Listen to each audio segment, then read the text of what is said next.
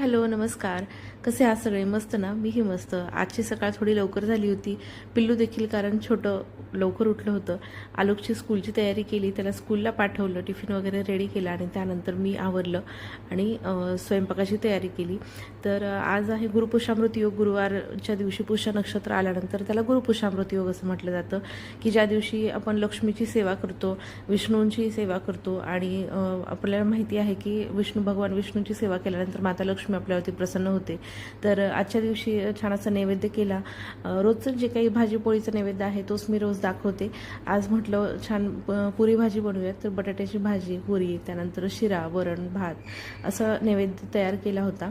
तर हे सगळं करत असताना छोट्या पिल्लूकडं बघत करायला लागतं. आता गुरुपुष्यामृतच्या दिवशी बऱ्याचशा अशा सेवा असतात की ज्या केल्या जातात. अगोदर मी जेव्हा थोडीफार रिकामी होते त्यावेळेला जेवढं जमलं तेवढं करायचे, पण आता पिल्लूकडे बघून जेवढं करता येतं तेवढं सगळं काही करते.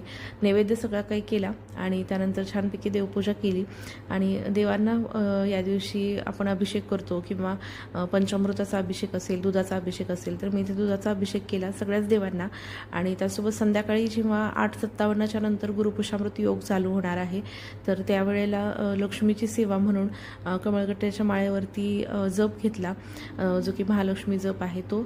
आणि त्यासोबतच जे काही नित्यसेवा असते ती तर माझी रोजची चालूच असते. मग ज्या वेळेला सकाळी वेळ असेल तर सकाळी मी करते आणि संध्याकाळच्या वेळेला संध्याकाळी वेळ मिळाला तर संध्याकाळी करते.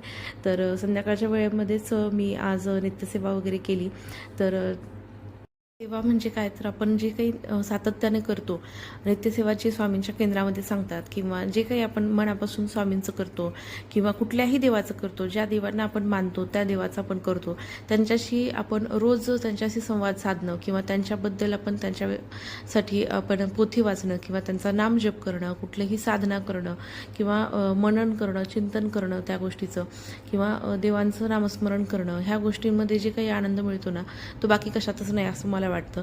तर प्रपंच आणि परमार्थ यासोबतच म्हणजे प्रपंचासोबतच परमार्थ देखील साधता आला पाहिजे, या दोन्हीची सांगड घालता आली पाहिजे.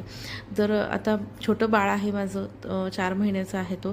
तर त्याच्यासोबत जेवढं काही मला शक्य होतं तेवढं सगळं काही मी करते आणि खूप जास्त नाही, पण जितकं काही करते ते तुमच्यासोबत मी रोज शेअर करण्याचा प्रयत्न करेन. त्यानंतर पिल्लूची स्कूलमधून येण्याची वेळ झाली होती, त्याला स्कूलमधून घेऊन आलो. दुपारी थोडंसं निवांत वेळ गेला आणि त्यानंतर संध्याकाळी माझी नित्यसेवा जी होती ती राहिलेली मी करायला बसले होते.